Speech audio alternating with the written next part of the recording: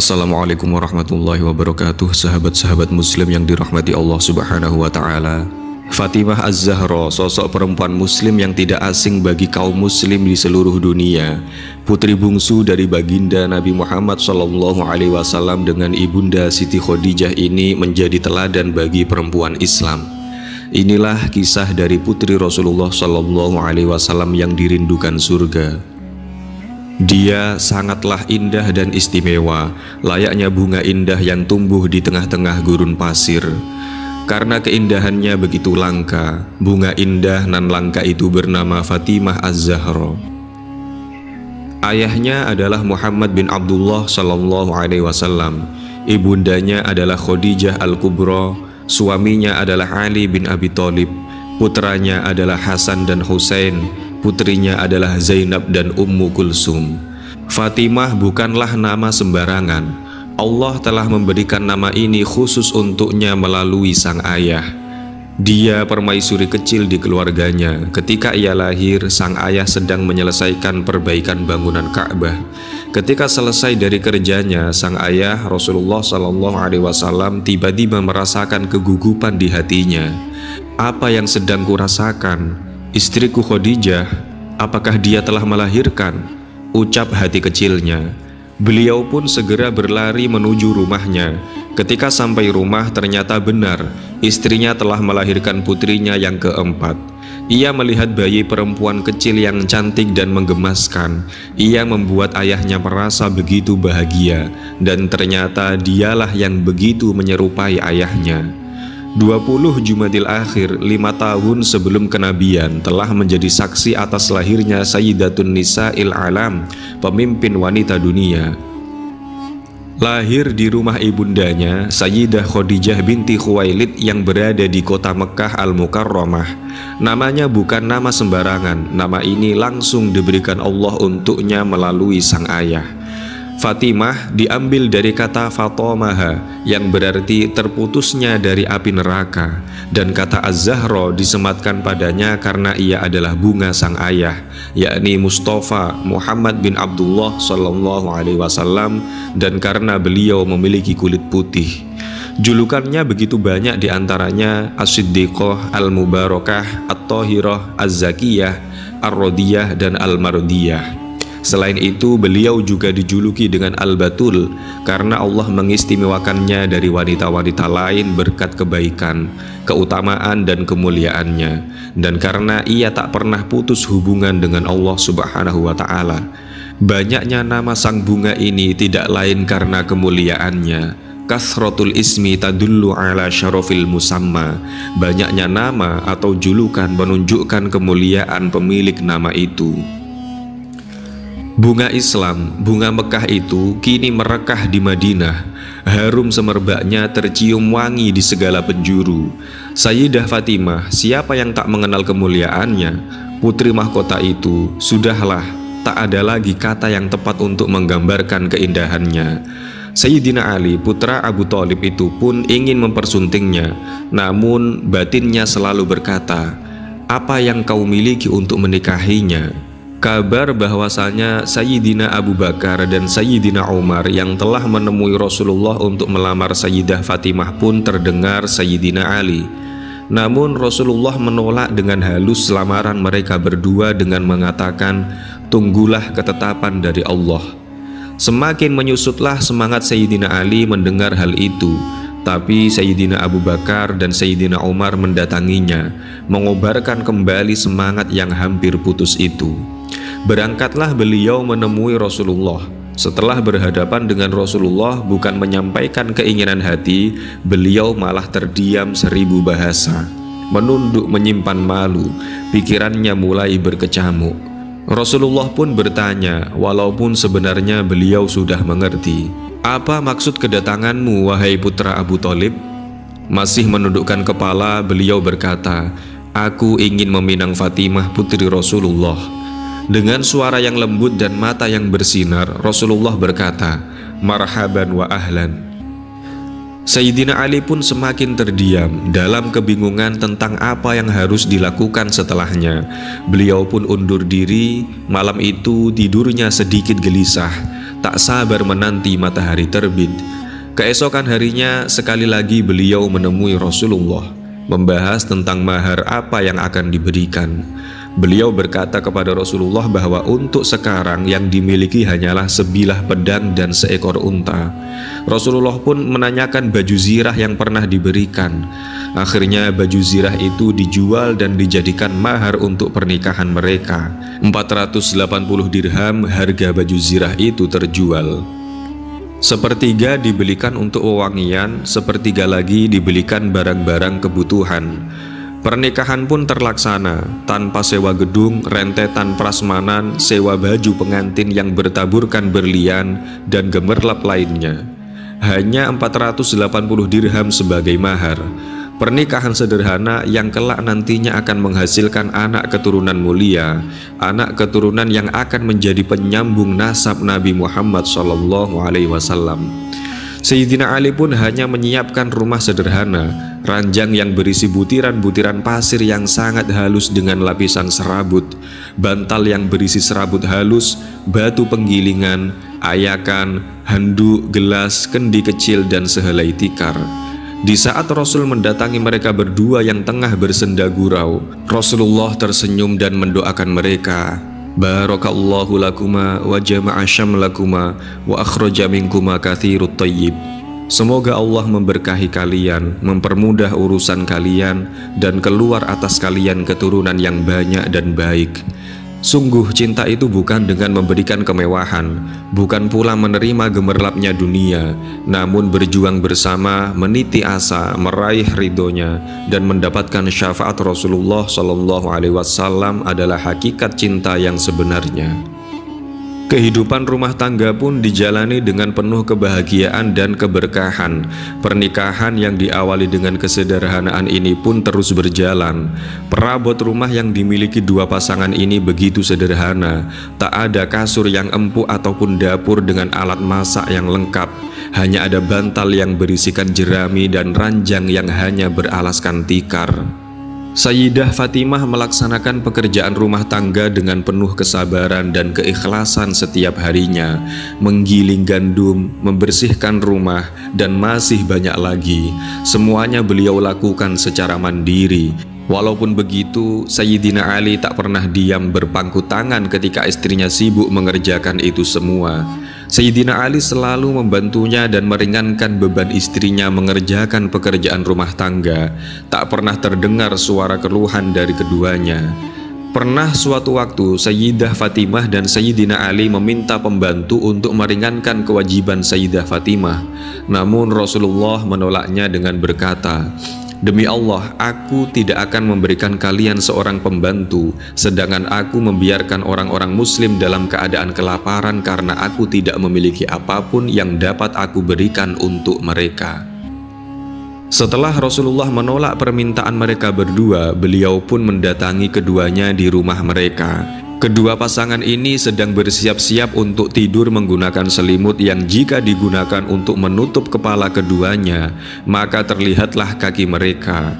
Rasulullah pun duduk di samping mereka dan berkata, "Apakah kalian mau jika aku memberi kalian sesuatu yang lebih baik dari apa yang telah kalian minta?"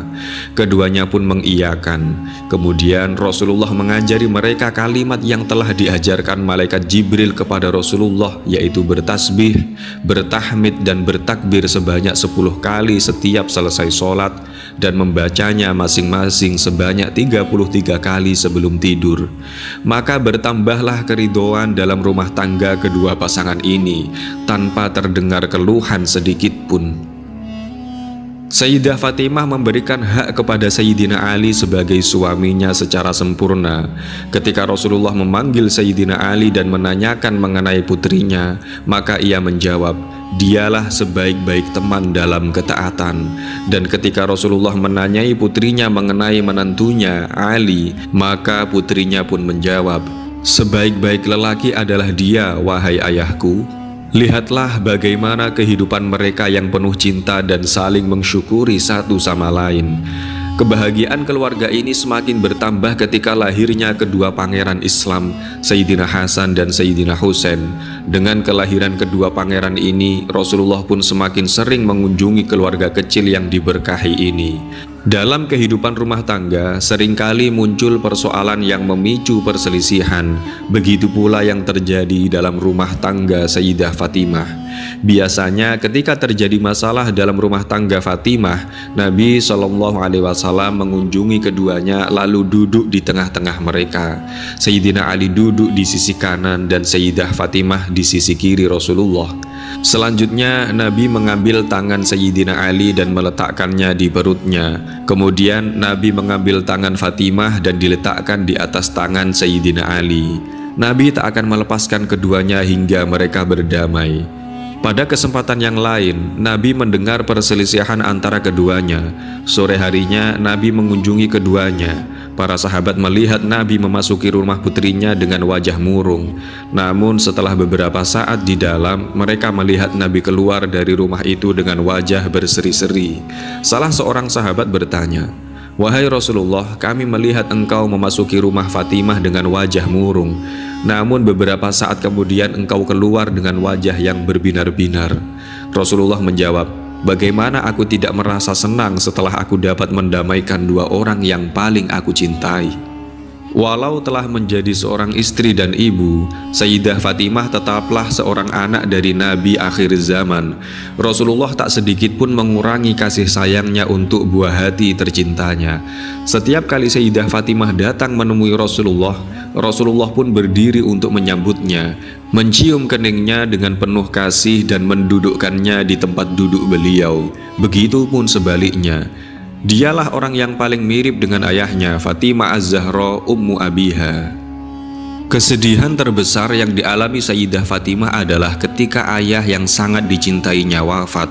Sejak kecil beliaulah yang melayani, mengurusi dan memperhatikan kebutuhan ayahnya. Beliau adalah orang pertama yang ditemui Nabi seusai bepergian, sebelum Nabi mendatangi istri-istrinya. Hingga detik-detik terakhir keluarnya ruh suci tersebut, beliau adalah orang pertama yang dicari Rasul ketika itu. Sesekali Fatimah terisak di sampingnya dan sesekali beliau tersenyum. Beliau terisak sedih karena sadar bahwa umur ayahnya sudah tak lama lagi, dan beliau tersenyum karena beliau mendapat kabar bahwa ialah orang pertama dari Ahlul Bait yang akan menyusul ayahnya. Detik-detik wafat Rasul pun tiba. Sayyidina Ali sudah berada di samping Rasulullah untuk mendengarkan wasiat terakhirnya.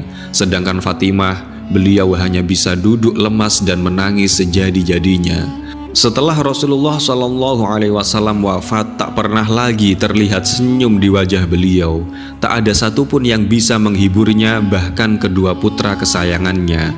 Begitu agungnya engkau di mata semua orang yang mengenalmu, maka rugi siapapun yang tak mengikuti jalanmu dan sampai detik ini masih belum mengenalmu.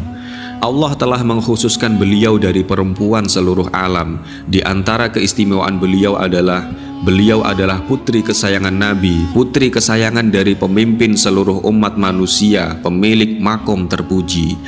Hanya darinya lah keturunan Rasulullah tersambung. Beliau adalah bagian dari Nabi. Barang siapa yang membuatnya marah, maka Nabi akan marah. Dan barang siapa yang telah membuatnya ridho, Nabi pun akan ridho. Pemimpin seluruh wanita ahli surga, dan beliau merupakan wanita terbaik dan yang paling mulia di antara seluruh wanita semesta.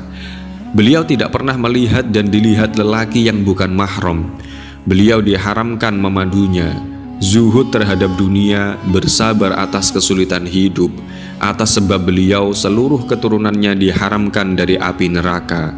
Beliau dijuluki Ummu Abiha karena sejak kecil ia telah mengabdi dan melayani ayahandanya setelah kematian ibundanya Sayyidah Khadijah.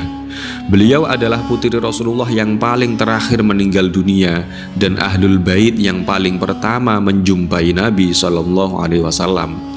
Beliau yang paling mirip dengan Nabi, baik wajah, perkataan maupun perbuatannya. Ya Sayyidati, begitu mulianya engkau hingga Allah memberimu kekhususan yang tak dimiliki oleh siapapun di dunia ini. Maka patutlah bagi kita untuk meneladani sebaik-baiknya akhlak dan perangai beliau. 6 bulan setelah wafatnya Rasul, tepatnya hari Senin 2 Ramadan 11 Hijriah, beliau pun menghembuskan nafas terakhirnya. Makin terpuruklah Sayyidina Ali dengan kematian mertua dan istrinya. Beliau berkata sambil terisak, "Likulli ijtima'in min khalilaini furqatun."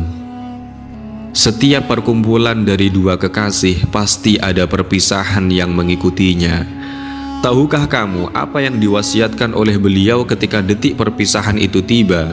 Sebelum beliau wafat, Sayyidah Fatimah berkata kepada Sayyidina Ali, "Wahai putra pamanku, saat-saat yang kunantikan semakin dekat, jiwaku semakin merunduk. Sungguh tak ada yang kuharapkan kecuali pertemuan dengan ayahku, dan aku hendak mewasiatkan kepadamu beberapa hal yang terlintas dalam pikiranku." Sayyidina Ali pun berkata, "Wasiatkanlah kepadaku apa yang kau sukai, wahai putri Rasulullah." Fatimah pun berkata lagi, "Wahai putra pamanku, kau tidak mendustakan dan tidak mengkhianati janji yang kuucapkan, dan aku tidak pernah berpaling darimu sejak kita bersama." Lalu keduanya menangis, dan Ali memangku kepala Sayyidah Fatimah dengan kedua tangannya. "Wasiatkanlah kepadaku sekehendakmu." Ada 3 hal yang diwasiatkan Sayyidah Fatimah kepada Sayyidina Ali. Pertama, agar ia menikahi Umamah binti Abul As, putri kakaknya Zainab, karena Umamah menyayangi Hasan dan Husain seperti beliau menyayanginya. Kedua, agar Sayyidina Ali membuatkan keranda dari kayu untuk membawa jasad Fatimah dengan bantuan Asma mengenai ciri-ciri keranda itu. Selain itu, beliau juga meminta agar jasadnya ditutupi dengan rapat dan dikafani, agar tidak ada yang mengetahui bentuk tubuhnya. Ketiga, agar Sayyidah Fatimah dikuburkan pada malam hari di Baqi. Tujuannya supaya tak ada satupun yang dapat melihat jasad beliau. Dan di antara wasiat-wasiat beliau untuk para pengikutnya, khususnya kaum wanita, adalah sebagai berikut. Persiapkanlah diri kalian untuk menghadapi kehidupan yang lebih kekal di akhirat nanti. Bersungguh-sungguhlah dalam beramal soleh dan tanamlah ketaatan di setiap kesempatan yang ada. Diriwayatkan bahwa Sayyidah Fatimah menemui Asma binti Uwais. Tiba-tiba beliau menangis dan tangisannya semakin menjadi-jadi. Dalam bingung, Asma pun bertanya, "Apa yang membuatmu menangis, wahai Fatimah?" Jawabannya sungguh menghentak pikiran. Beliau menangis karena selalu memikirkan apa yang terjadi setelah mati. Fatimah menangis karena mengingat nasibnya setelah mati. Ketika ia sudah dimandikan, dikafani dan digotong di atas keranda dari kayu, Fatimah mengingat semua hal itu dan ia menangis karenanya. Yang kedua, bersabarlah dan merasa cukuplah atas apa-apa yang diberikan Allah. Sayyidah Fatimah selalu meyakini bahwa sikap tamak kepada dunia akan memecahkan hati, dan beliau selalu memegang teguh apa yang didengarnya dari sang ayah. "Wahai Fatimah, bersabarlah menghadapi kepahitan dunia untuk meraih kenikmatan yang abadi." Dan Rasulullah juga pernah berkata kepadanya, "Orang yang kaya bukanlah yang kaya hartanya, melainkan yang kaya jiwanya." Beliau juga berpesan tentang sebaik-baiknya wanita.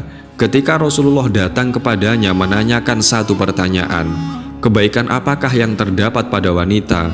Maka Sayyidah Fatimah pun menjawab, "Ketika ia tidak melihat laki-laki dan laki-laki tidak melihatnya." Ketika mendengar jawaban putrinya, Rasulullah pun mendekap Fatimah dengan erat. Sahabat-sahabat Muslim yang dirahmati Allah Subhanahu wa Ta'ala, tak ada kata dunia dalam wasiat-wasiat itu. Tak ada sedikit pun menyinggung tentang harta ataupun peninggalan yang lain. Bahkan beliau memberi pendamping baru untuk sang suami agar dapat menjaga putra-putranya tercinta, Hasan dan Husain. Lalu tak adakah rasa malu dalam diri kita setelah mengetahui hal itu? Mana bukti cinta kita yang telah sering kita ungkapkan? Betapa jauhnya kita dengan beliau. Masih adakah tempat di belakang beliau nanti ketika menyeberangi Sirat untuk kita? Sudahkah kita membahagiakan putri sang kekasih, atau bahkan sebaliknya? Tanggal 20 Jumadil Akhir ialah hari kelahirannya. Maka persembahkanlah hadiah terindah untuk putri tercinta Rasulullah dengan mengikuti akhlaknya yang mulia dan tidak keluar dari jalannya. Sahabat muslim yang dirahmati Allah Subhanahu wa ta'ala, sepeninggal sang ayah dikatakan bahwa Fatimah Az-Zahra tidak pernah tertawa selama sisa hidupnya. Hal ini karena ia merana disebabkan kesedihannya terhadap ayahnya dan karena kerinduannya kepada sang ayah. Ketika baginda Rasul sakit, beliau pernah memberitahukan kepada Fatimah bahwa dia adalah anggota keluarga Nabi yang pertama kali akan menyusulnya. Hari-hari pun berlalu, sementara Fatimah mengabdi di rumahnya untuk melayani urusan suaminya, menyempurnakan pengayoman kepada putra-putrinya. Hari-hari sepeninggal sang ayah dilalui Fatimah dalam kesedihan. Ia seringkali merenung kemudian pergi mengziarahi kuburan ayahnya. Ia mengambil tanah kuburan itu dan menaburkannya ke wajahnya sendiri. Selanjutnya ia berdiri dan menatap tajam seperti menyampaikan salam perpisahan. Kadang-kadang Fatimah terlihat menatap, menciumi dan memeluk anak-anaknya seolah-olah tidak akan bertemu lagi. Suatu hari Fatimah Az-Zahra menemui Asma binti Uwais, istrinya Abu Bakar, salah seorang yang beriman lebih awal dan ikut berhijrah. Selain merasa tambah kurus, ia mengeluh tidak enak badan. Tiba-tiba Fatimah menangis keras. Dalam bingung, Asma bertanya, "Apa yang membuatmu menangis, Fatimah?" Jawabannya sungguh mengejutkan. Fatimah disibukkan oleh rasa malunya sehingga ia selalu memikirkan apa yang akan terjadi pada dirinya setelah mati, suatu pikiran yang langka dipikirkan oleh manusia. Fatimah sering menangis mengingat nasibnya setelah mati, ketika ia sudah dimandikan dan dikafani, kemudian digotong di atas keranda kayu. Fatimah mengingat semua itu dan ia menangis karenanya. Asma binti Uwais kagum mendengar penuturan Fatimah. Putri Rasulullah Shallallahu Alaihi Wasallam itu masih juga mengingat apa yang pernah ia ceritakan tentang kebiasaan orang Habasyi. Ya, Fatimah diberitahu bahwa penduduk di sana suka membawa mayat kerabat mereka di atas keranda dari kayu, ditutup dengan kain yang lebar dan tebal. Dengan kain itu pula mayat dikafani. Fatimah ingin agar kelak setelah wafat jasadnya diperlakukan seperti itu. Ia berdoa kepada Allah untuk Asma binti Uwais dan meminta kepadanya untuk mengafaninya. Semoga Allah menutupi kesalahanmu sebagaimana engkau akan menutupi jenazahku. Setelah itu Fatimah mulai mempersiapkan hari yang dijanjikan, yaitu hari pertemuan dengan ayahandanya Muhammad Rasulullah Shallallahu Alaihi Wasallam. Setelah 6 bulan berlalu dari wafatnya sang ayah, Fatimah jatuh sakit dan bertambah parah sakitnya. Ia tergeletak di rumah beberapa waktu, tidak terlihat keluar sama sekali. Namun ketika kabar sakitnya sampai ke telinga Khalifah Abu Bakar, dia segera meminta izin untuk menemuinya. Sesampainya di rumah Fatimah, Ali berkata kepada Fatimah, "Ini Abu Bakar berada di depan pintu, apakah engkau mau mengizinkannya masuk?" "Apakah hal itu membuatmu senang?" tanya Fatimah. Ali menjawab, "Iya." Maka Khalifah Abu Bakar pun masuk menemuinya dan meminta maaf. Fatimah pun memaafkannya. Selama sakit, Ali adalah orang yang senantiasa mendampingi, menghibur, dan menenangkannya seraya berharap ia segera sembuh. Fatimah Az-Zahra berwasiat kepada sang suami dalam sebuah pembicaraan privasi yang terjadi di antara mereka berdua. Fatimah berkata, "Wahai anak pamanku, aku telah memberitahu diriku sendiri, dan aku tidak melihat kondisiku sekarang ini kecuali aku pasti akan menyusul ayahku sebentar lagi. Aku akan wasiatkan kepadamu beberapa hal yang selama ini tersimpan dalam hatiku." Ali pun berkata, "Wasiatkanlah kepadaku apa saja yang engkau ingin wasiatkan, wahai putri Rasulullah." Ali pun duduk di dekat kepala sang istri. Dia menyuruh semua orang yang ada di rumah itu untuk keluar. Fatimah berkata, "Wahai anak pamanku, engkau tidak pernah berjanji dusta kepadaku dan tidak pernah menyembunyikan apapun kepada diriku. Aku juga tak pernah menyelisihi perintahmu sejak engkau menikahi aku." Ali pun menukas, "Kita berlindung kepada Allah. Engkau lebih tahu terhadap Allah, lebih bertakwa, lebih mulia, dan lebih takut kepada Allah Ta'ala.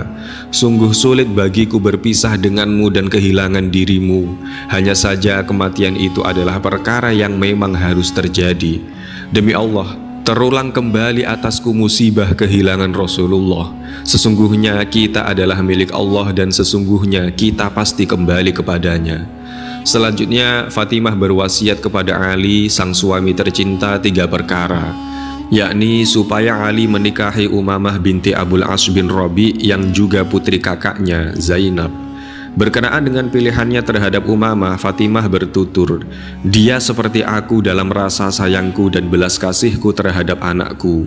Umamah ini merupakan anak yang digendong oleh Rasulullah SAW ketika beliau mengimami sholat jamaah.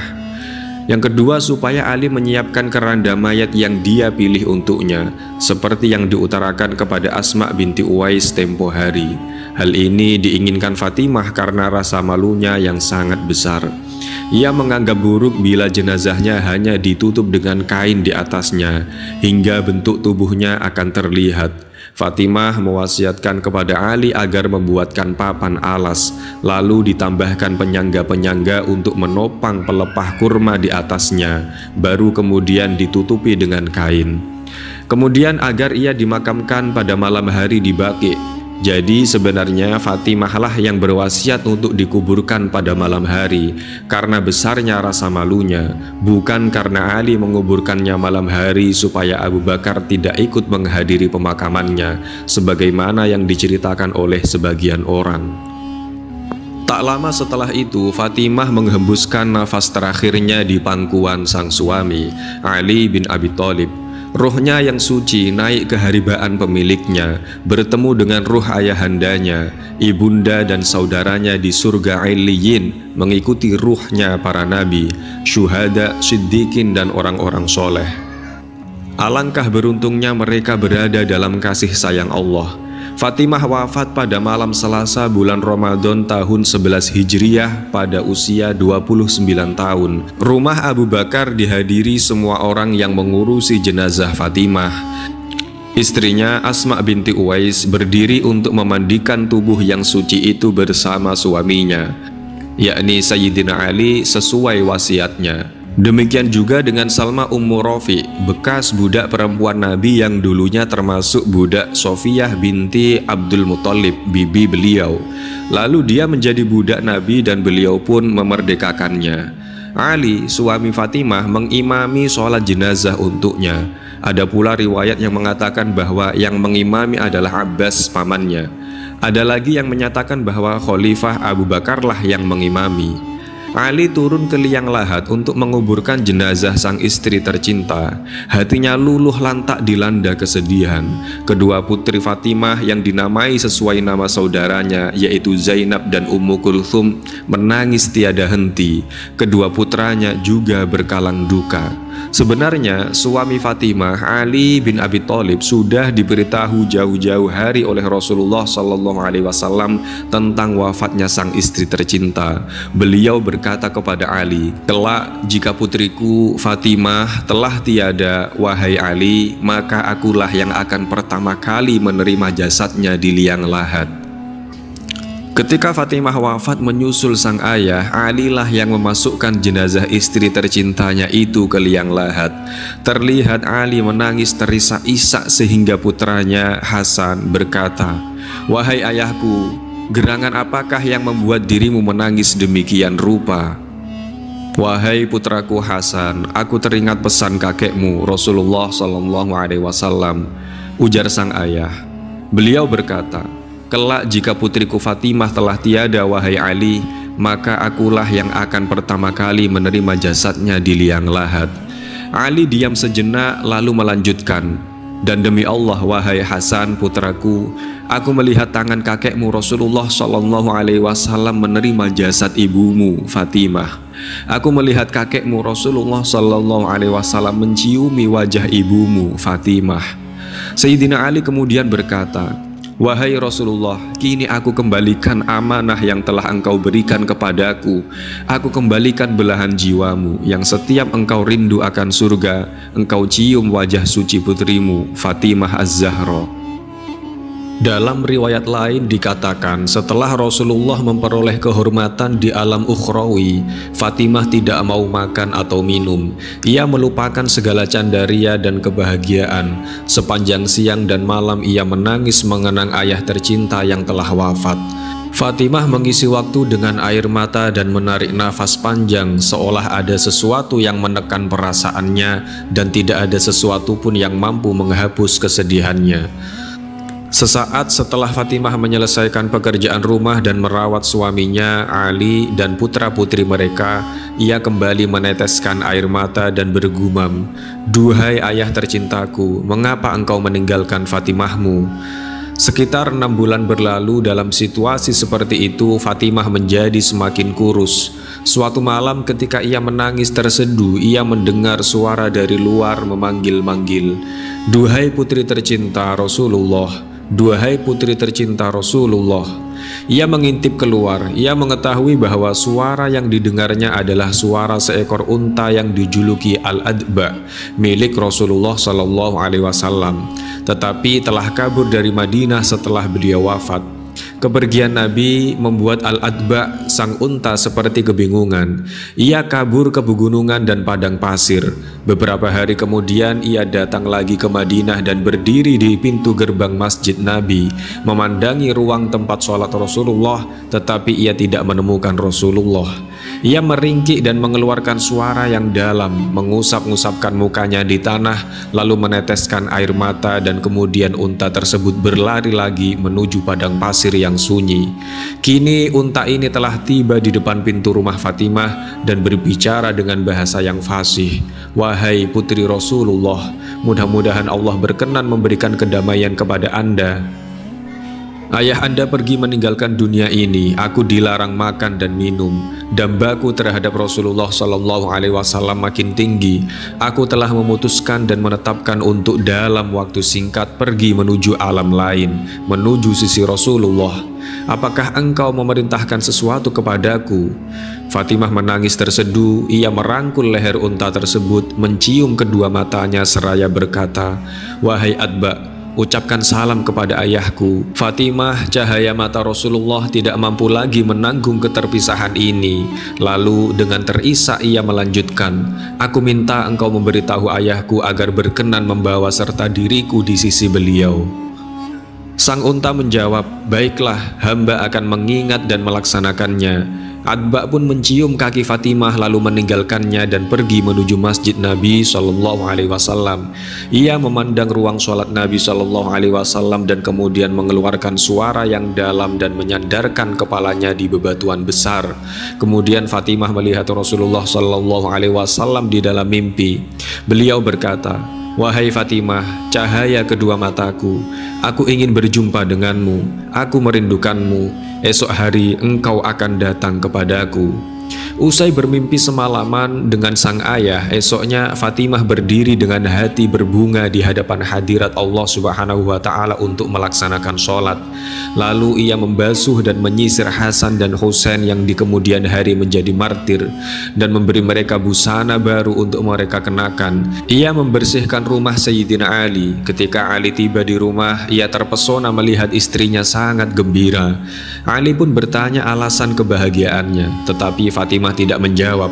Fatimah lalu menyiapkan hidangan dan mereka sarapan bersama-sama. "Wahai Fatimah," ujar Sayyidina Ali, "berbicaralah kepadaku. Demi Allah, aku tidak pernah melihatmu demikian berbahagia semenjak kepergian Rasulullah. Ada apakah gerangan? Apa yang sedang terjadi?"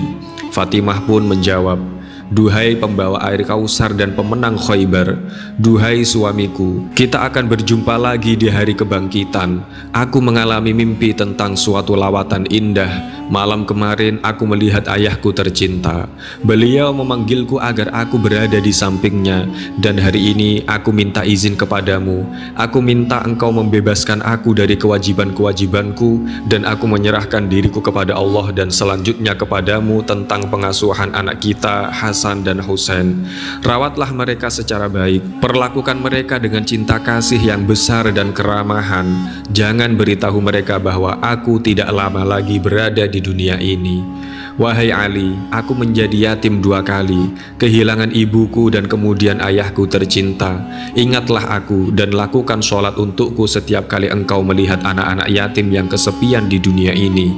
Mendengar ucapan ini dari Al-Battul, Ali tidak mampu menahan air matanya. Ia menangis. Duhai cahaya mata Rasulullah, jangan mengeluhkan tentang diriku kepada ayahmu. Aku masih jauh dari mencukupi untuk memperlakukanmu sebagaimana yang pantas engkau terima. Aku fakir dan tidak mampu membahagiakanmu. Jangan menyatakan hal tersebut untuk mengeluhkan tentang diriku. Kemudian Sayyidina Ali merangkulnya dengan lembut dan mereka berdua meneteskan air mata. Hasan dan Husain pun ikut larut dan menangis. Setelah sholat tengah hari, Fatimah jatuh sakit. Ia memanggil sang suami agar duduk di sebelahnya. Ia memohon, "Wahai Ali, peganglah dadaku sebelah sini." Ali melakukan permintaan Fatimah, lalu putri Rasulullah SAW mengambil sehelai sutra hijau bertuliskan suatu maklumat. "Wahai Ali," ujarnya, "sertakan maklumat ini dalam kafanku. Apakah engkau mengetahui apa ini? Ketika aku akan diserahkan kepadamu sebagai istri, aku menolak 400 dirham yang diwariskan. Aku berdoa bahwa yang diwariskan kepadaku menjadi syafaat di hari kiamat, dan semoga Allah Subhanahu wa Ta'ala ridho." Maklumat ilahi ini adalah sesuatu yang membuktikan bahwa aku telah menerima hak dan sejumlah keharusan terhadap syafaat atas nama pendosa-pendosa di kalangan umat ini. Tempatkanlah ia dalam kafanku agar aku nanti membacanya di hadapan Allah Subhanahu wa Ta'ala. Kemudian Fatimah melanjutkan wasiatnya, "Engkau mesti mengantarkanku dan menguburkanku dekat makam ayahku dan ucapkanlah, 'Ya Rasulullah, kami membawakan kepada Anda, Fatimah, putri kesayangan Anda, cahaya kedua mata Anda. Engkau harus mengimbangi tanggapan apapun yang engkau terima.'"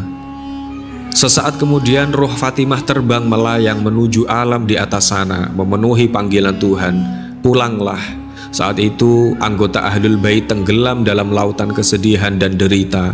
Helaan nafas dan tangis mereka mengakibatkan para malaikat di langit berduka. Seluruh Madinah menumpahkan air mata duka. Ia yang oleh penghulu para rasul dikatakan bagian dari Nabi Shallallahu Alaihi Wasallam meninggalkan dunia fana, dan pada saat yang sama meninggalkan seluruh umat tak beribu. Satu-satunya orang yang berbahagia pada perpisahan ini adalah Fatimah sendiri yang pergi menemui ayah tercintanya.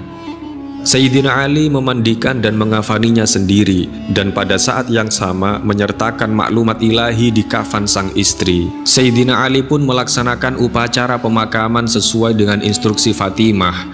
Pemandian dan pengafanan istrinya adalah hak istimewa Ali saja.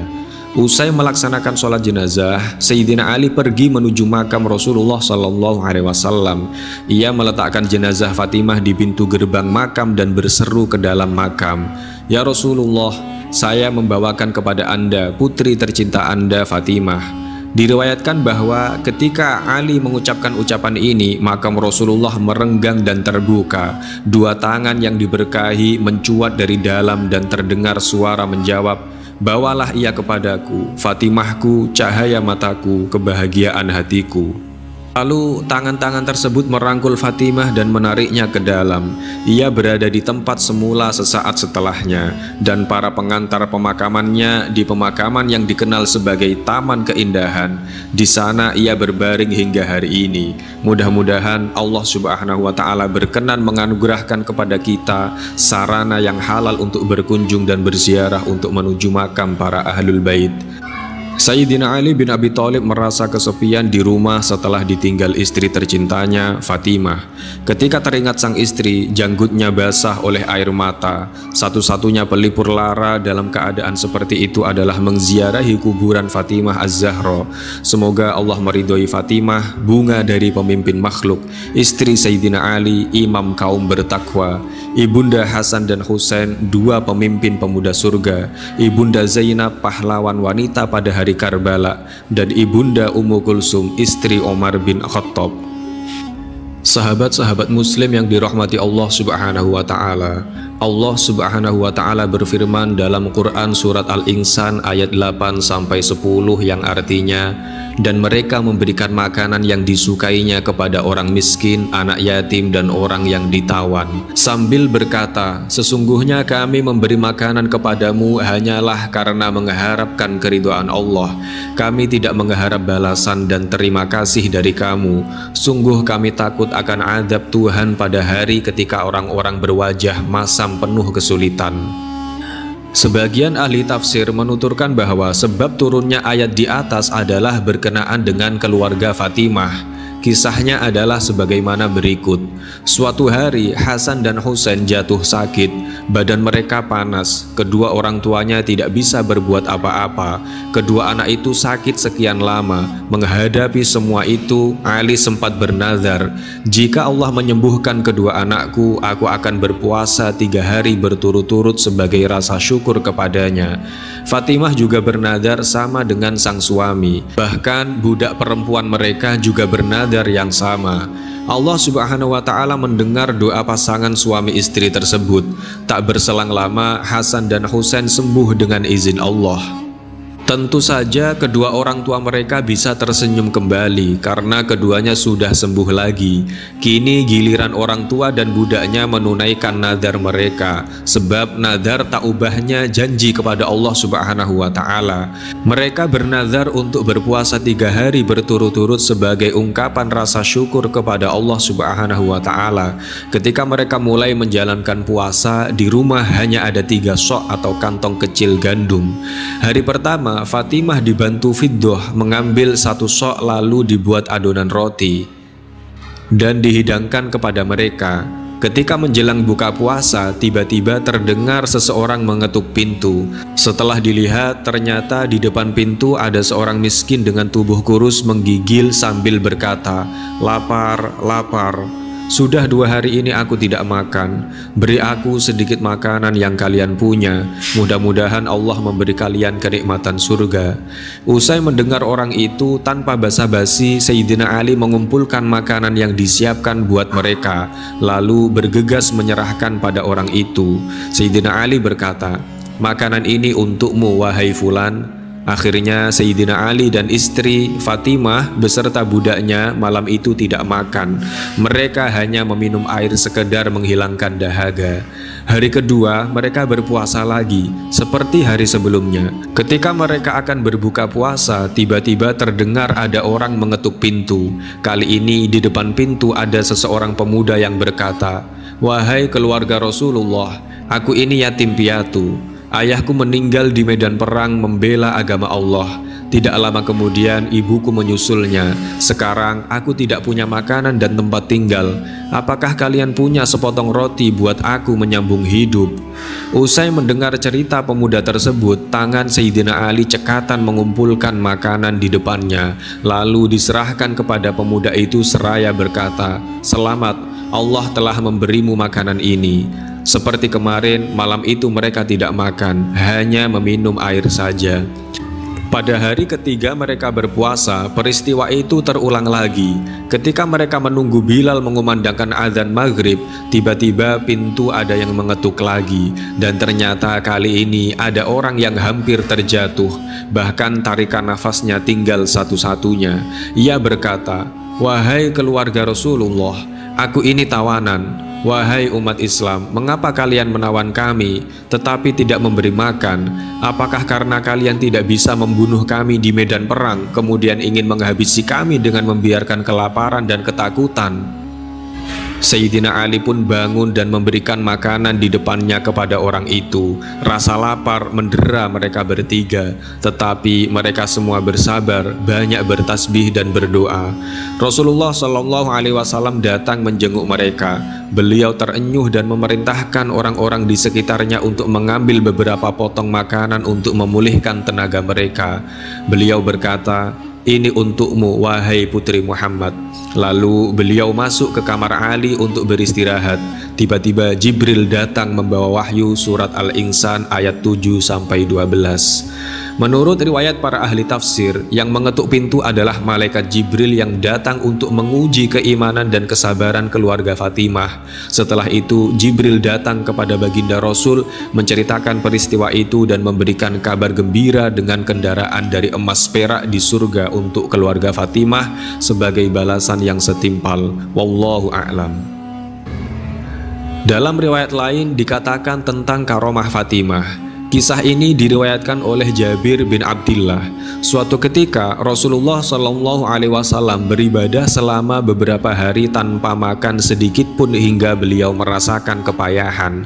Beliau SAW mendatangi rumah istri-istrinya, tetapi tidak menemukan sesuatu pun yang bisa dimakan. Lalu beliau mendatangi putrinya Fatimah dan berkata, "Wahai putriku, apakah kamu mempunyai sesuatu yang bisa kumakan? Karena aku merasa lapar." Fatimah menjawab, "Tidak ada, demi Allah, demi engkau dan demi ibuku." Ketika baginda Nabi keluar dari rumah Fatimah, seorang tetangganya datang ke rumahnya dengan membawa 2 potong roti dan sekerat daging. Fatimah mengambilnya dan meletakkannya di dalam mangkuk. Ia berkata, "Demi Allah, aku akan mendahulukan Rasulullah untuk memakan ini daripada diriku dan orang-orang di rumahku, meskipun mereka membutuhkan makanan." Fatimah lalu mengutus Hasan dan Husain untuk mengundang Rasulullah SAW. Ketika beliau sudah tiba lagi di rumahnya, Fatimah berkata, "Demi ayah dan ibuku, Allah telah memberiku sesuatu dan aku telah menyimpannya untukmu." Nabi pun berkata, "Bawalah ke sini wahai putriku." Fatimah pun mengambil mangkuk besar lalu membukanya. Ternyata mangkuk itu telah dipenuhi roti dan daging. Ketika melihatnya, Fatimah terkejut dan sadar bahwa itu merupakan berkah dari Allah Subhanahu wa Ta'ala. Fatimah pun memuji Allah dan memanjatkan sholawat kepada nabinya. Fatimah lalu menghidangkan makanan itu kepada sang ayah. Ketika melihatnya, beliau juga memuji Allah Subhanahu wa Ta'ala seraya bertanya, "Dari manakah engkau mendapatkan ini wahai putriku?" Fatimah menjawab, "Wahai ayah, semua ini berasal dari Allah Subhanahu wa Ta'ala. Sesungguhnya Allah memberi rezeki kepada siapa yang dikehendakinya tanpa perhitungan." Mendengar penuturan sang putri, baginda Rasul memanjatkan lagi pujian kepada Allah Subhanahu wa Ta'ala dan berkata, "Segala puji bagi Allah yang telah menjadikan dirimu, wahai putriku, menyerupai pemuka kaum perempuan Bani Israel." Ketika Allah Subhanahu wa Ta'ala menganugerahkan sesuatu kepadanya, lalu ditanya tentang makanan itu, ia menjawab, "Semua ini berasal dari Allah Subhanahu wa Ta'ala. Sesungguhnya Allah memberi rezeki kepada siapa yang dikehendakinya tanpa perhitungan." Rasulullah SAW memanggil Sayyidina Ali sang menantu. Lalu beliau, Sayyidina Ali, Fatimah, Hasan, Husain, istri-istri Nabi dan semua keluarga makan bersama hingga kenyang. Sayyidah Fatimah berkata, "Mangkuk itu masih penuh dengan makanan seperti sedia kala." Lalu ia membagikannya kepada seluruh tetangga. Allah menjadikan makanan di mangkuk itu penuh berkah dan kebaikan. Riwayat dari Anas bin Malik menuturkan bahwa Fatimah memberi Rasulullah sepotong roti gandum, lalu beliau bersabda, "Ini adalah makanan pertama yang dimakan oleh ayahmu sejak 3 hari terakhir ini." Dikisahkan suatu hari Fatimah Az-Zahra datang menemui Rasulullah SAW dengan membawa kedua anaknya, Hasan dan Husain, yang tampak pucat dan lemah. Fatimah berkata, "Wahai Rasulullah, lihatlah kedua cucumu ini. Mereka belum makan sejak beberapa hari yang lalu." Kontan saja hati Rasulullah SAW yang lembut tidak kuat menahan sedih menyaksikan kedua cucu kesayangannya dalam keadaan lapar. Lalu beliau pun segera pergi keluar kota Madinah untuk mencari pekerjaan dengan diupah. Beliau melihat seorang lelaki Badui yang berada di tepi sumur. Ia sedang menimba air untuk memberi minum untanya. Beliau bertanya kepadanya, "Apakah engkau ingin menyewa seseorang untuk membantu menimba air?" "Ya, benar." 1 ember aku upah dengan 3 butir kurma. Rasulullah Shallallahu Alaihi Wasallam setuju dan mulai mengambil air 1 timba dan menerima upah 3 butir kurma. Usai mengambil air beberapa timba, tali timba putus dan jatuh ke dalam sumur.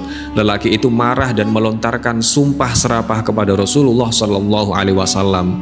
Ditamparnya wajah beliau yang mulia dan ia memberi 24 butir kurma sebagai upah. Baginda Rasul berusaha mengambil timba itu lalu pulang untuk menemui Fatimah dan kedua cucunya. Melihat kesabaran dan akhlak mulia Rasulullah, tahulah orang Badui kalau beliau tidak bersalah. Oleh karenanya ia segera mengambil belati dan memotong tangan yang ia pakai untuk menampar wajah Rasulullah yang mulia. Seketika ia terjatuh di tanah dan pingsan. Tak lama berselang, melintaslah rombongan kafilah ke arahnya. Mereka melihat si lelaki tangannya terputus. Mereka segera turun dari tunggangan dan memercikkan air ke wajah lelaki tersebut. Usai si lelaki itu siuman, mereka bertanya, "Apa yang terjadi padamu?" "Aku menampar wajah seseorang yang ciri-cirinya begini dan begitu, tapi ia tidak marah atau membalas lagi. Sekarang aku takut mendapat balasan."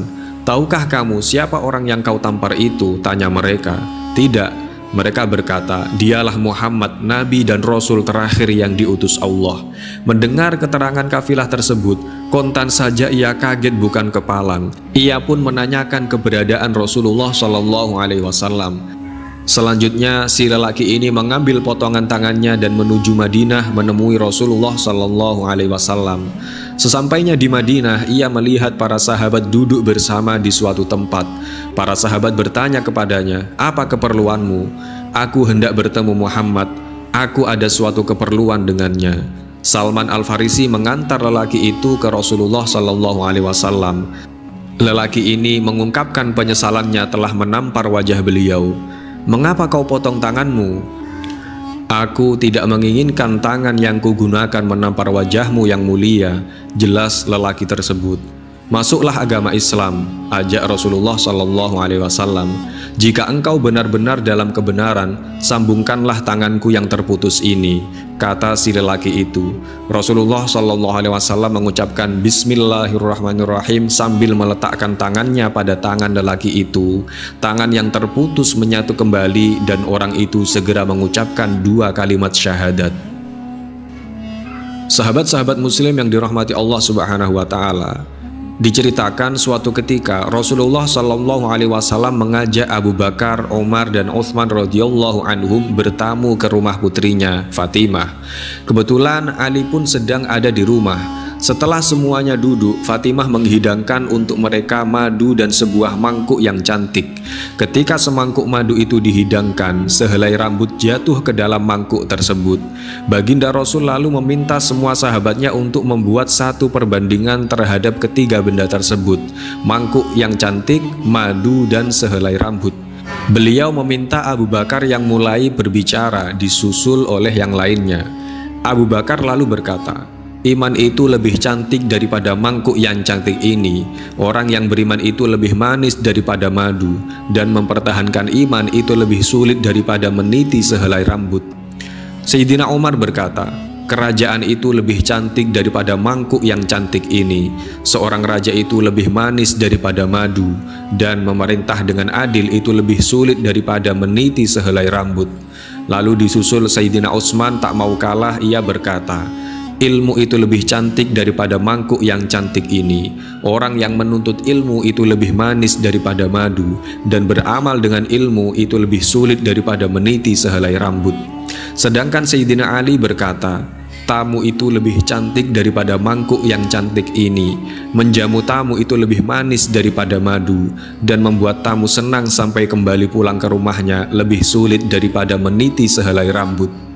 Rasulullah Shallallahu Alaihi Wasallam mengarahkan pandangannya ke arah putrinya Fatimah, memintanya untuk membuat perbandingan juga. Dengan sigap Fatimah berkata, "Seseorang wanita itu lebih cantik daripada mangkuk yang cantik.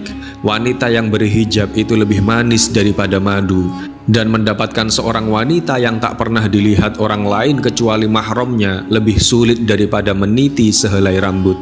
Akhirnya baginda Nabi berkata, Seorang yang mendapat taufik untuk beramal adalah lebih cantik daripada mangkuk yang cantik ini. Beramal dengan amal yang baik itu lebih manis daripada madu, dan beramal dengan ikhlas adalah lebih sulit daripada meniti sehelai rambut. Malaikat Jibril alaihissalam berkata, menegakkan pilar-pilar agama itu lebih cantik daripada mangkuk yang cantik. Menyerahkan diri, harta, dan waktu untuk agama lebih manis daripada madu, dan mempertahankan agama sampai akhir hayat lebih sulit daripada meniti sehelai rambut. Maka Allah berfirman, surgaku itu lebih cantik daripada mangkuk yang cantik itu. Kenikmatan surgaku lebih manis daripada madu, dan menuju surgaku adalah lebih sulit daripada meniti sehelai rambut. Diriwayatkan oleh Jabir bin Abdillah, suatu hari usai sholat asar dan ketika para sahabat mengelilingi Rasulullah SAW, tiba-tiba datang seorang badui tua yang sangat fakir dan memakai baju kumal yang compang-camping. Baginda Rasul menyapanya terlebih dahulu dan bertanya kepadanya, "Wahai Nabi Allah, aku merasa sangat lapar, berilah sedikit makanan untukku. Aku juga tak punya baju, tolonglah berikan aku sehelai kain. Aku orang yang sangat fakir, dan tolonglah beri sedikit bekal untukku," jawab si badui. Baginda Rasul sangat terenyuh mendengar penuturannya. Lalu beliau berkata, "Aku juga tidak memiliki apa-apa yang bisa kuberikan kepadamu, tetapi aku bisa menunjukkan kepadamu seseorang yang insya Allah akan bisa membantumu. Orang yang menunjukkan kepada amal kebaikan akan memperoleh ganjaran yang sama dengan pelakunya. Engkau pergilah ke rumah seseorang yang cinta kepada Allah dan Rasulnya. Pergilah ke rumah Fatimah putri Muhammad bersama Bilal. Mudah-mudahan kau akan memperoleh hajatmu di sana." Si badui tadi berangkat ke rumah Fatimah bersama Bilal. Ia mengucapkan salam ke penghuni rumah. "Assalamualaikum wahai ahli bait Rasulullah." "Waalaikumsalam," jawab Fatimah. "Aku adalah orang tua yang datang dari jauh. Sudah sekian hari aku tidak makan dan hidupku susah. Tadi aku menemui ayahmu Rasulullah, lalu beliau tunjukkan rumahmu ini," jelas si badui. Fatimah sendiri sebenarnya tidak memiliki apa-apa, bahkan keadaannya tidak lebih baik dari keadaan Rasulullah dan sahabat yang lain. Nabi tahu betul tentang itu. Namun Fatimah berasal dari keluarga yang tidak pernah menolak orang yang mempunyai hajat. Siapapun yang datang kepadanya, dia akan penuhi hajatnya, betapapun kecilnya. Hari itu Fatimah tidak menyimpan makanan atau pakaian yang bisa diberikannya kepada si badui. Yang ada hanya sepotong kulit kambing yang biasa digunakan oleh kedua anaknya sebagai alas tidur. "Aku hanya memiliki sepotong kulit kambing ini. Mudah-mudahan ia bermanfaat bagimu," ujar Fatimah sambil mengulurkannya. "Duhai Fatimah, aku butuh makanan yang bisa mengenyangkanku, dan kulit ini tentu tidak akan berguna bagiku." Fatimah hanya bisa terdiam. Kemudian ia teringat pada seutas kalung di lehernya. Kalung itu sendiri adalah kenangan manis dari putri Hamzah, sepupunya. Tanpa ragu ia pun membuka kalungnya lalu diberikan kepada si badui.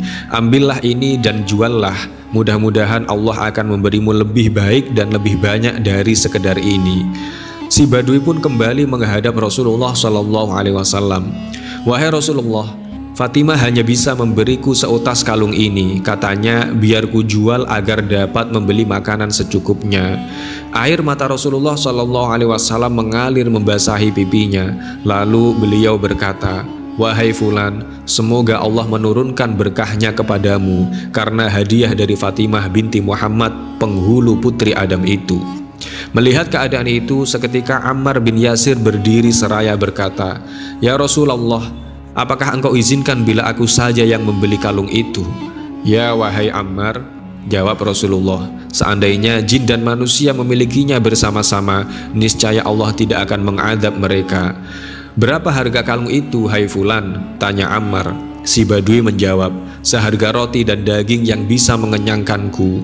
Berikut sehelai kain Yamani yang akan bisa menutupi tubuhku, agar dengannya aku bisa sholat menghadap Tuhanku, serta uang 1 dinar yang bisa kugunakan untuk ongkos pulang ke rumahku. Aku akan bayar kalung itu dengan 20 dinar ditambah 200 dirham, juga sehelai kain Yamani dan seekor hewan yang bisa mengantarkanmu pulang ke kampungmu. Sebelum semuanya itu, aku akan mengajakmu makan roti dan daging bersama sampai kau kenyang," ujar Ammar. Usai transaksi jual beli dengan Ammar, si Badui kembali menghadap baginda Rasul. "Wahai Rasulullah, kini aku telah kenyang dan telah berpakaian. Semoga Allah membalas jasamu." Rasul tersenyum dan berkata, "Kalau begitu, balaslah kebaikan Fatimah kepadamu." Kontan si Badui mengangkat kedua tangannya dan berdoa, "Ya Allah, ya Rabbi, Engkau adalah Tuhan yang tidak kami sekutukan. Tiada Tuhan selainmu yang kami sembah. Ya Allah, ya Rabbi, Engkaulah yang maha pemberi rizki kepada kami dengan berbagai cara. Maka berilah Fatimah sesuatu yang tidak pernah terlihat oleh mata dan tidak pernah terdengar oleh telinga." Di rumahnya, Ammar membungkus kalung tersebut dengan kain Yamani dan mengolesinya dengan minyak wangi. Kemudian ia perintahkan budaknya Saham untuk membawa kalung itu kepada Rasulullah. "Berikan kalung ini kepada Rasulullah dan mulai saat ini aku hibahkan engkau kepadanya," pesan Ammar. Baginda Rasul yang menerima titipan tersebut berkata, "Kalau begitu pergilah ke rumah Fatimah dan berikan kalung ini kepadanya, dan engkau sendiri kini kuhibahkan kepada Fatimah." Fatimah menerima kalung itu kembali, namun ia membebaskan sang budak Saham. Kontan saja Saham tertawa. Setelah ditanya oleh Fatimah, dia menjawab, "Wahai putri Rasulullah, sungguh berkat kalung yang kau miliki, ia telah menyebabkan orang fakir yang lapar menjadi kenyang, yang tidak bersandang menjadi berpakaian, yang miskin mendapat pertolongan, dan yang asalnya hamba menjadi merdeka. Sementara kalung itu sendiri tetap kembali kepada tuannya." Dikisahkan lagi, suatu ketika datanglah seorang ahli sihir dari Bani Salim menghadap Rasulullah SAW yang sedang bersama para sahabatnya. Tiba-tiba ahli sihir itu melontarkan kata-kata makian, namun baginda Rasul menanggapinya dengan lemah lembut, hingga ahli sihir itu tersentuh hatinya dan menyatakan diri masuk Islam saat itu juga. Ketika Rasulullah SAW melihat orang itu tidak memakai penutup kepala, beliau lalu bertanya kepada para sahabat yang hadir, "Adakah orang yang mau menghadiahkan selembar kain untuk menutupi kepala saudaramu ini?" Seketika Sayyidina Ali melepaskan serban penutup kepalanya lalu menaruhnya di atas kepala orang itu. Baginda Rasul merasa kagum atas sikap menantunya tersebut. Lalu beliau bertanya pada orang itu, "Apakah engkau berbekal makanan?" Akhirnya beliau meminta Salman Al-Farisi membawa orang itu ke rumah orang-orang muslim yang dapat memberinya makanan. Salman pergi berkeliling tetapi tidak menemukan orang yang memberinya makan, karena saat itu memang bukan waktunya orang untuk makan. Akhirnya Salman membawanya ke rumah Fatimah. Dengan berlinang air mata, putri Rasulullah ini mengatakan bahwa di rumahnya tidak ada makanan sejak 3 hari yang lalu. Ia pun melepaskan kain kerudungnya dan diberikan kepada Salman untuk ditukar dengan jagung. Salman membawanya kepada Syamun, seorang Yahudi. Karena kagum akan kemurahan hati Fatimah, saat itu juga Syamun menyatakan keislamannya. Salman kembali ke rumah Fatimah membawa jagung itu. Kemudian Fatimah menggiling jagung itu dan mengolahnya menjadi roti. Selanjutnya ia memberikan roti tersebut kepada Salman dan Mu'alaf tadi. Salman menyarankan agar menyisihkan sebagian roti itu untuk anak-anaknya yang belum makan. Tetapi di luar dugaan, Fatimah menjawab, "Sungguh aku tidak berhak untuk berbuat demikian, sebab aku telah memberikan kain kerudung itu untuk kepentingan Allah." Salman dan Mu'alaf itu menangis seraya menerima roti itu dengan perasaan haru. Diriwayatkan dari Ka'ab al-Ahbar, ketika Fatimah Az-Zahra sakit, ia ditanya oleh sang suami, Ali bin Abi Thalib, "Wahai Fatimah, adakah engkau menginginkan sesuatu?" "Wahai suamiku, aku ingin sekali buah delima," jawab Fatimah. Sayyidina Ali termenung. Ia tidak memiliki uang sedikit pun, namun ia segera berangkat dan berusaha untuk mencari uang 1 dirham untuk mendapatkan buah delima yang diinginkan sang istri. Akhirnya Sayyidina Ali mendapatkan uang itu lalu pergi ke pasar untuk membeli buah delima. Di tengah perjalanan menuju rumah, tiba-tiba ia melihat seseorang yang tengah terbaring sakit di tepi jalan. Ia pun berhenti dan menghampirinya seraya bertanya, "Wahai orang tua, apa yang kau inginkan?" "Wahai Sayyidina Ali, sudah 5 hari aku terbaring sakit di tempat ini. Banyak orang berlalu, namun tak ada seorang pun dari mereka yang bertanya tentangku. Aku ingin sekali makan buah delima. Jika aku makan buah delima, rasanya badanku bertambah baik." ujar orang itu. Mendengar jawaban tersebut, Sayyidina Ali berbisik dalam hatinya, buah delima yang hanya satu buah ini sengaja telah kubeli untuk istriku. Kalau aku berikan kepada orang ini, pasti Fatimah akan sedih. Namun jika tidak kuberikan, artinya aku tidak menepati firman Allah yang berbunyi, terhadap si pengemis engkau janganlah menghardiknya. Juga sabda Nabi, janganlah sekali-kali engkau menolak pengemis sekalipun ia di atas kendaraan. Kemudian Sayyidina Ali bin Abi Thalib membelah buah delima itu menjadi dua, separuh diberikan untuk orang itu dan separuh lagi untuk sang istri tercinta Fatimah. Selepas makan buah delima yang separuh itu, orang yang sakit itu berkata, sakitku ini telah kembali, namun jika aku makan separuhnya lagi, niscaya aku bisa berjalan dan bekerja. Mendengar ucapan tersebut, Sayyidina Ali tanpa basa-basi memberi separuhnya lagi. Sampainya di rumah, ia menceritakan peristiwa itu kepada sang istri Fatimah. Namun tidak ada kemarahan di wajah Fatimah Az-Zahra. Ia tersenyum seraya berkata, wahai suamiku, kenapa engkau bersedih? Demi Allah, ketika engkau memberikan buah delima kepada orang tua itu, maka puaslah hatiku dan lenyaplah keinginanku pada buah delima tersebut. Mendengar ucapan sang istri, tentu saja Sayyidina Ali merasa senang sekali. Tak lama kemudian, pintu rumah diketuk oleh seseorang. Siapakah di luar? Tanya Sayyidina Ali. Aku Salman Al-Farisi, jawab orang yang mengetuk pintu. Usai pintu dibuka, Ali melihat Salman membawa sebuah wadah tertutup dan diletakkan di depan Fatimah. Dari manakah ini, wahai Salman? Tanya Sayyidina Ali. Aku mengantarkannya untukmu dari Allah Subhanahu wa Ta'ala melalui perantaraan Rasulullah Sallallahu Alaihi Wasallam, ujarnya.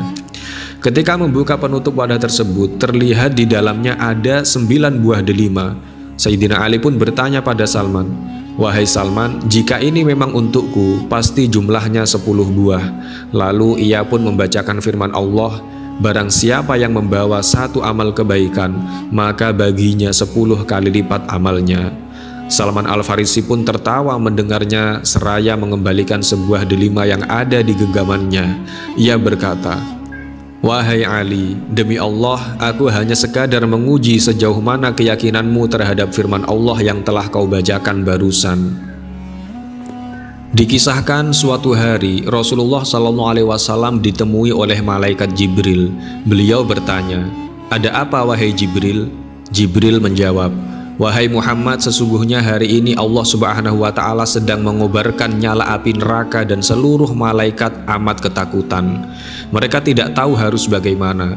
Untung aku ingat bahwa engkau adalah sumber cinta dan sayang Allah Subhanahu wa Ta'ala kepada alam semesta. Dengan alasan itu aku kesini bertabaruk dengan cinta Allah kepada dirimu. Rasulullah SAW terdiam beberapa saat, kemudian bertanya lagi, wahai Jibril, ceritakan padaku bagaimanakah neraka itu sesungguhnya. Jibril menjawab, wahai Muhammad, neraka itu bagaikan lubang-lubang yang terdiri dari 7 tingkat. Jarak antara satu lubang dengan yang lainnya adalah perjalanan 70 tahun. Lubang yang paling bawah adalah yang paling panas. Baginda Nabi meneruskan pertanyaannya, lalu siapakah penghuni lubang-lubang neraka itu, wahai Jibril? Jibril menjawab, lubang yang paling bawah diciptakan untuk orang-orang munafik, lubang berikutnya untuk penyembah berhala, lalu untuk penyembah bintang dan matahari. Jibril terus menerangkan penghuni tingkatan neraka hingga lubang yang kelima, tempatnya umat Yahudi, dan yang keenam dihuni oleh umat Nasrani. Setelah menjelaskan penghuni 6 tingkat neraka, Jibril diam cukup lama. Rasulullah SAW penasaran dan bertanya lagi, wahai Jibril, siapakah penghuni neraka yang ke-7? Jibril diam tidak menjawab. Baginda Rasul mengulang pertanyaannya, tapi Jibril tetap diam. Beliau tambah penasaran dan mendesak Jibril agar menjawab pertanyaannya. Akhirnya Jibril pun berkata, umatmu wahai Muhammad, mereka itu para pelaku dosa besar di kalangan umatmu yang sampai mereka mati belum sempat bertobat. Mendengar jawaban Jibril tersebut, Rasulullah SAW langsung jatuh pingsan. Jibril merangkulnya dan meletakkan tubuh beliau di atas pangkuannya. Tak beberapa lama, beliau siuman dan langsung menangis bersimbah air mata. Dengan terisak-isak beliau mempertegas pertanyaannya, wahai Jibril, apakah benar ada di antara umatku yang masuk neraka? Benar wahai Muhammad, jawab Jibril, yaitu pelaku dosa besar di antara umatmu yang belum bertaubat. Setelah itu Rasulullah Shallallahu Alaihi Wasallam langsung menghadap kiblat dan sujud kepada Allah Subhanahu Wa Taala dalam isak tangisnya. Sesekali dengan suara pelan beliau membisikkan kata-kata, ummati ya Rob, ummati, ummati, ummati. Beliau Shallallahu Alaihi Wasallam tidak mengangkat kepalanya dalam keadaan seperti itu selama 3 hari 3 malam, kecuali setiap Bilal bin Rabah mengumandangkan adzan, barulah beliau bangkit untuk menjadi imam dan setelah itu kembali sujud lagi. Pada hari ketiga, Abu Bakar menyadari hal ini. Ia mengetuk pintu rumah Rasulullah Shallallahu Alaihi Wasallam dan mengucapkan salam 3 kali, namun tidak ada jawaban. Abu Bakar sedih dan berseru di depan pintu Nabi, apakah ada jalan untuk masuk ke rumah Rasulullah? Tetap tidak ada jawaban, lalu ia menangis dan melangkah pulang. Di jalan Abu Bakar bertemu Umar bin Khattab. Mengapa engkau menangis wahai Abu Bakar? Tanya Umar. Abu Bakar lalu menceritakan keadaan Rasulullah SAW. Maka Umar pun melangkah menuju rumah Nabi dan terjadilah hal yang sama. Umar pun pulang dan menangis. Di jalan Umar bertemu dengan Salman Al-Farisi. Dengan terisak-isak Umar bercerita kepada Salman hingga membuat dia amat sedih. Namun dia tidak berani mengulangi hal yang sama. Kemudian Salman melangkah menuju rumah Fatimah dan menceritakan hal tersebut. Setengah berlari, Fatimah menuju rumah sang ayah dan mengetuk pintu seraya mengucapkan salam. Mendengar suara lembut putri tercintanya, sejuklah dada Rasulullah Shallallahu Alaihi Wasallam. Beliau bangkit dari sujud dan membuka pintu. Alangkah terkejutnya Fatimah melihat sang ayah yang amat kurus dan pucat. Fatimah memeluk sang ayah lalu menangis. Wahai ayahanda, apa yang terjadi? Mengapa engkau amat sedih seperti ini? Rasulullah SAW kembali menangis dan berkata dengan suara lirih, wahai Fatimah, belahan jiwaku, bagaimana mungkin ayahmu ini tidak sedih sedangkan Jibril mengatakan akan ada kelak dari umatku yang masuk neraka. Rasulullah SAW sangat mencintai kita umatnya. Beliau tidak rela jika umatnya ada yang masuk neraka dan akan memberi syafaat buat orang yang berdosa besar dari umatnya. Allahumma sholli wa sallim ala sayyidina Muhammad wa ala alihi wa sahbihi wa sallim ajma'in. Alhamdulillahirrabbilalamin. Demikian dari kami. Apabila banyak kesalahan, mohon maaf yang sebesar-besarnya. Al-haqqu min rabbika falatakunanna minal mumtarin. Wassalamualaikum warahmatullahi wabarakatuh.